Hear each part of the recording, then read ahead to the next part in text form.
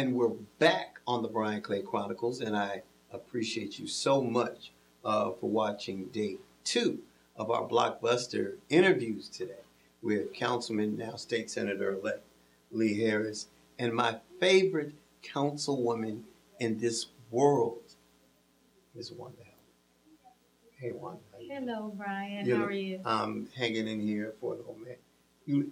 I really wish this was almost like Wendy Williams, because she has something called shoe cam, and I really wish we could put a light on your light. She's impeccably dressed as always. Thank you. You're looking marvelous. Thank you. And I like your jewelry. Thank you.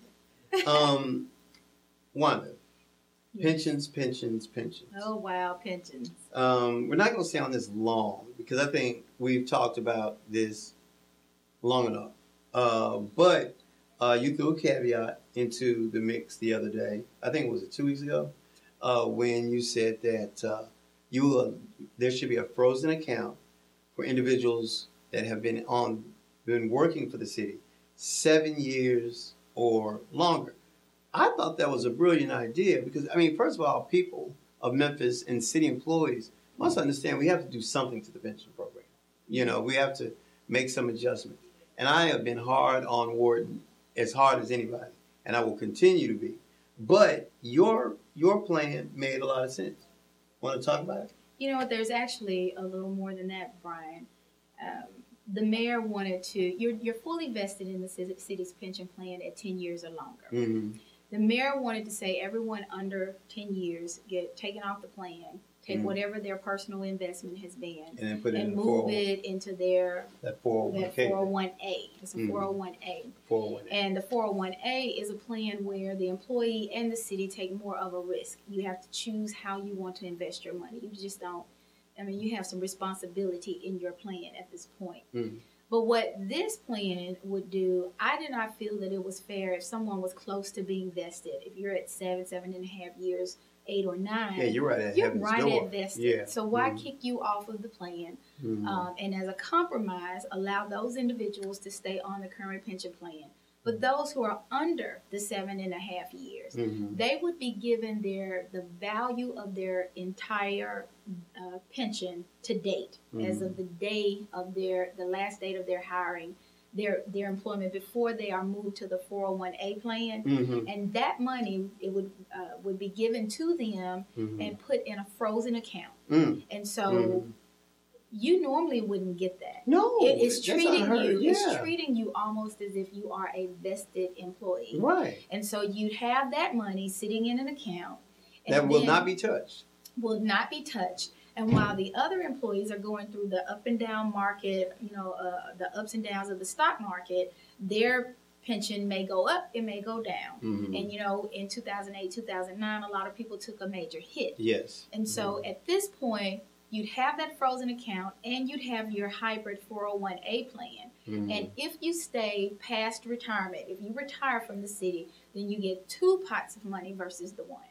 See, to me, that makes perfect sense. And I just love that particular, and that's what we need in city government, creativity and the ability to have big picture vision. I was somewhat disappointed in And Mike Williams knows I love him, and Thomas Malone knows it. He's my fellow.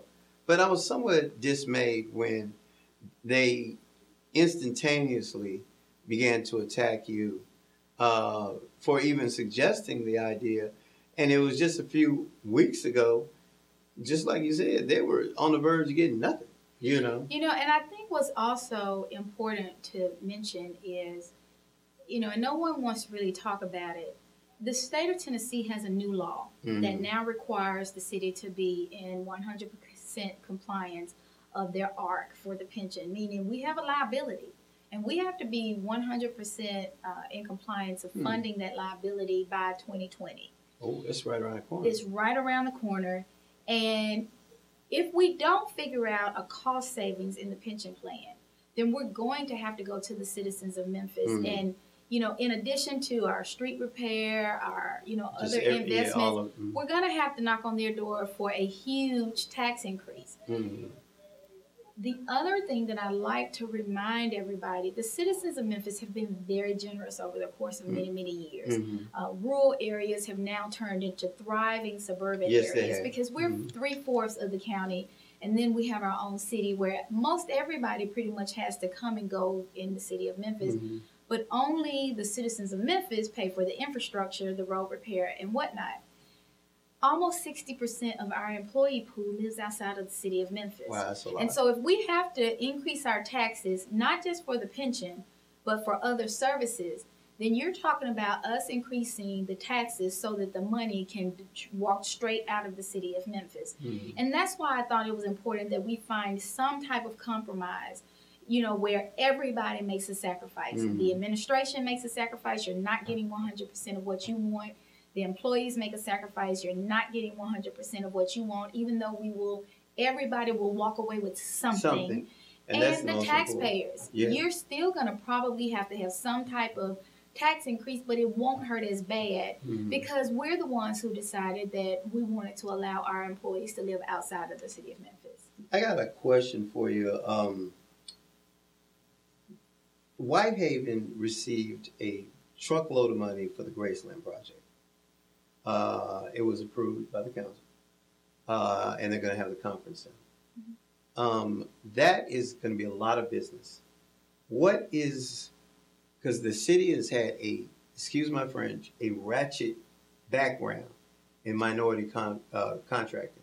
What will be our role in ensuring that some minorities get a piece of that pie?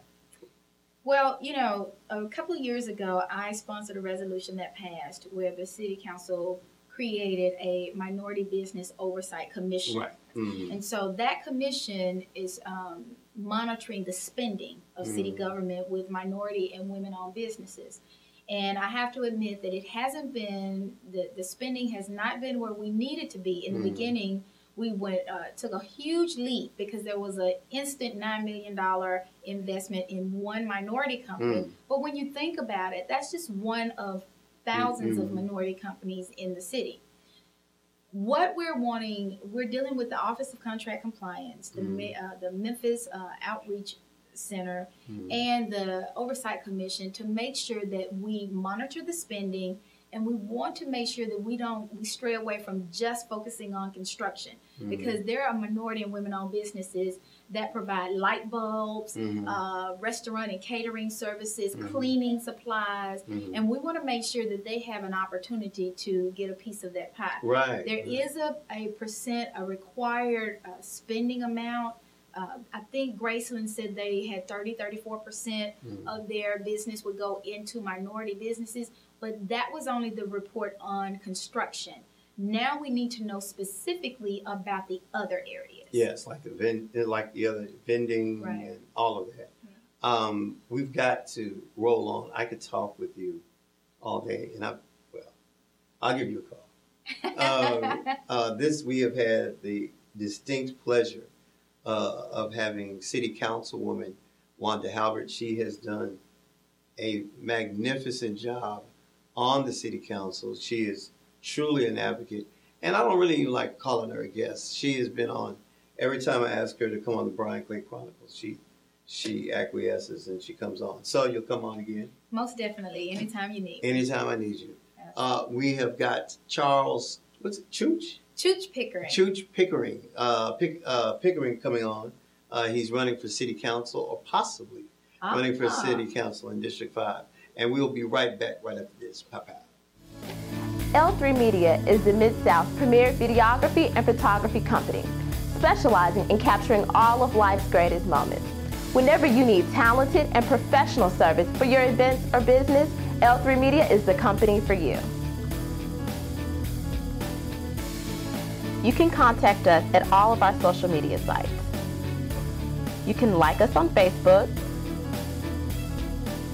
check out our website, follow us on Twitter, or always feel free to email us. We are L3 Media. Give us a call today